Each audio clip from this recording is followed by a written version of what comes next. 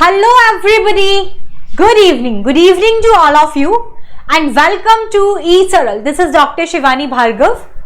आज का जो हमारा सेशन है बेटा, नीट का प्यार सीरीज के अंदर मैं आपको एनाटॉमी ऑफ फ्लावरिंग प्लांट्स, इसमें नीट का प्यार क्या है, अधिकतर किन किन टॉपिक से, किन किन हेडिंग से नीट के एग्जाम में क्वेश्चन पूछे गए हैं, ये मैं आपके साथ डिस्कस करूंगी। जैसे कि आपको पता है 11th में अगर स्पेसिफिकली ये morphology of flowering plants, anatomy of flowering plants, in chapters की हम बात करें तो अधिकतर बच्चे इनसे घबराते हैं। घबराते क्यों हैं? क्योंकि रटने वाला सेक्शन, एग्जाम्पल्स वाले सेक्शन बहुत ज़्यादा हैं, तो बच्चों को सोचते हैं कि लास्ट में यार हम स्किप ही कर दें। तो ऐसी गलती आप ना करें।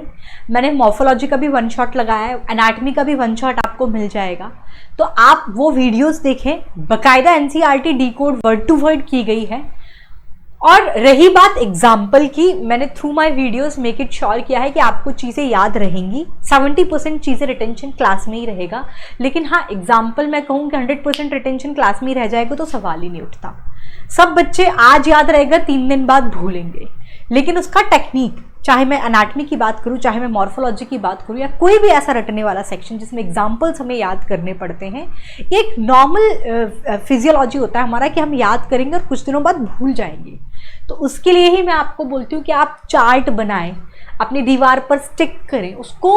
आपको मतलब कोई रूटीन नहीं, आपको एक रूटीन सेट करना है कि यार मैं सोने से पहले एक बार वो चार्ट देखता हूँ। मैं सिर्फ न्यूज़पेपर रीडिंग की तरह, मैं एक बार उठते ही सबसे पहले मैं अपनी दिनचर्या शुरू बाद में करता हूँ, अपना डेली रूटीन पहले मैं वो चार्ट देखता हूँ। जब मैं खाना खा के थोड़ा 2-5 मिनट का ब्रेक लेता हूँ तब मैं वो चार्ट देखता हूँ। मैं ऐसी चहलकदमी करता हूँ तो मैं वो चार्ट देखता हूँ।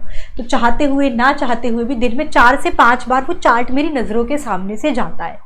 अगर ऐसा होगा तो 15 से 20 दिन में वो आपके ऑटोमेटिकली वो चीज़ें आपने इंटेंशनली याद करने की कोशिश भले ही ना की हो, बट इस पैटर्न से आपको वो चीज़ें याद हो ही जाएंगी। और यही पैटर्न आपको मॉर्फोलॉजी और एनाटॉमी में भी फॉलो करना है, ठीक है। स्पेसिफिकली नीट का प्यार जो यहाँ पर आप देख रहे हैं, इनमें तो आप मेक इट श्योर कि यहाँ की तो सारी चीज़ें मुझे ऑन टिप्स होनी ही चाहिए, ठीक है। तो एनाटॉमी ऑफ फ्लावरिंग प्लांट में अगर आप एनसीईआरटी बुक के अंदर हेडिंग देखेंगे बच्चों, तो हार्टवुड, सैपवुड और एक स्प्रिंगवुड भी है। स्प्रिंगवुड इसमें नहीं दे रखा क्या? मैं एक बार चेक कर लेती हूँ, इनमें नहीं लिखा है। हाँ ये रहा ना बच्चों, ये हार्टवुड,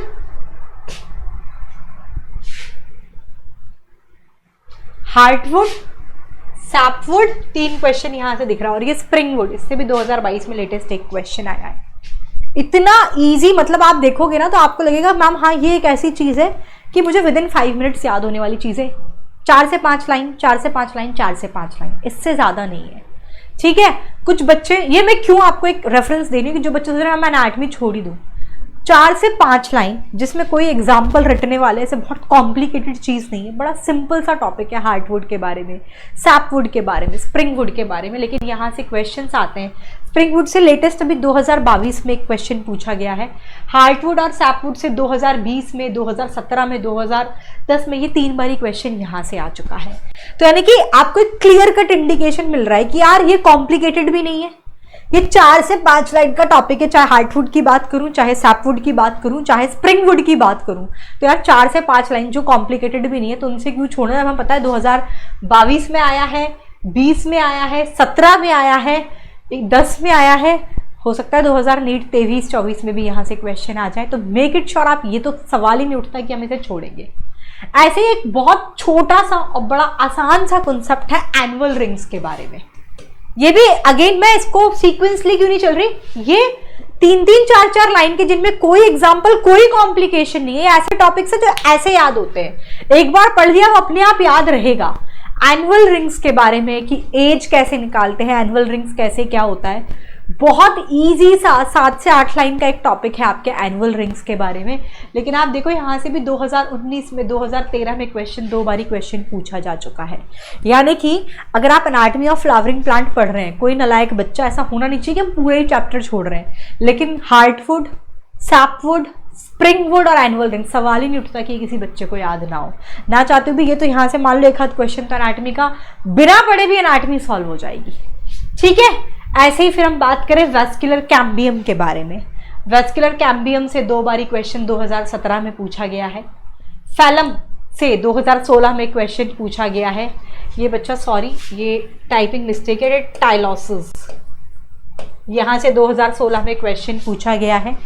आप हेडिंग पढ़ेंगे एनसीईआरटी के अंदर dicotyledonous root, dicotyledonous sorry dicotyledon structure of dicotyledonous stem, structure of monocotyledonous stem, monocotyledonous dicotyledonous stem, दोनों जगह से क्वेश्चन 2020 में मोनोकोटिलेडोनस स्टेम से पूछा गया था और 2018 और 15 के अंदर डाइकोटिलेडोनस स्टेम से पूछा गया है। वेस्कुलर बंडल, जाइलम, फ्लोएम दोनों जगह से क्वेश्चन आए हुए हैं। जाइलम से देखो 2019 में, फिर 2014 में और 2010 में एक बारी पूछा गया है। डाइकॉट से भी 2014 में आया है, जाइलम से भी आया है, फ्लोएम से भी 2019 में, मतलब 2019 में जाइलम फ्लोएम दोनों से आया था, तो यहाँ से क्वेश्चन आए हैं। वेस्कुलर बंडल, कॉन्जॉइंट, कोलेट्रल, एक्सार को पढ़ते ना अपन किस में कैसा है, 2022 लेटेस्ट क्वेश्चन अभी वहाँ से आया है। और सेकेंडरी जाइलम से भी 2022 में लेटेस्ट क्वेश्चन आया है। इन पर्टिकुलर टॉपिक्स में अगर मैं बात करूं तो एक थोड़ा सा क्राइटेरिया कुछ आप देखोगे तो ऐसा बिखेर बिखेर के क्वेश्चन आए, मतलब चैप्टर लेंदी है। इनमें प्रॉब्लम क्या है, कॉम्प्लिकेशन क्या है मैं बताती हूँ। लेंदी भी होता है, याद करने में डिफिकल्ट भी है, एग्जाम्पल्स बहुत ज़्यादा है, मैम दिमाग की दही हो जाती है। और बॉटनी तो मैं वैसे ही गंदी लगती होगी कंपैरेटिव टू जूलॉजी, क्योंकि वो इंटरेस्टिंग नहीं होती इतनी। I can understand that thing. तो इसमें अगर कोई बिल्कुल, तो देखो कुछ तो क्लियर कट यार, इन टॉपिक्स को आप देखोगे तो इसमें आप देखोगे कुछ चीज़ तो बिल्कुल ईजी है। वेस्कुलर बंडल पढ़ना ईजी है।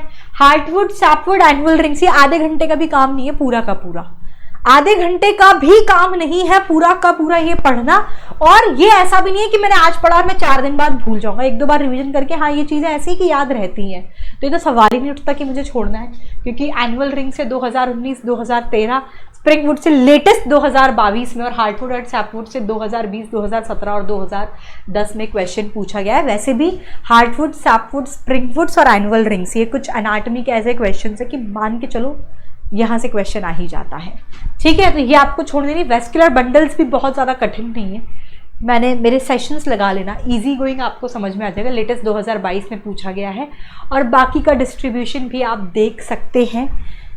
बायोलॉजी का ये थोड़ा सा वो है कि अधिकतर टॉपिक्स में बिखेर बिखेर के क्वेश्चन आते हैं, कभी यहाँ से पूछ लिया, कभी वहाँ से पूछ लिया, कभी वहाँ से पूछ लिया, तो बहुत ज़्यादा नहीं, आपको इसीलिए पूरी तरीके से होमोजीनियसली तरीके से चैप्टर को समय देना ही पड़ता है।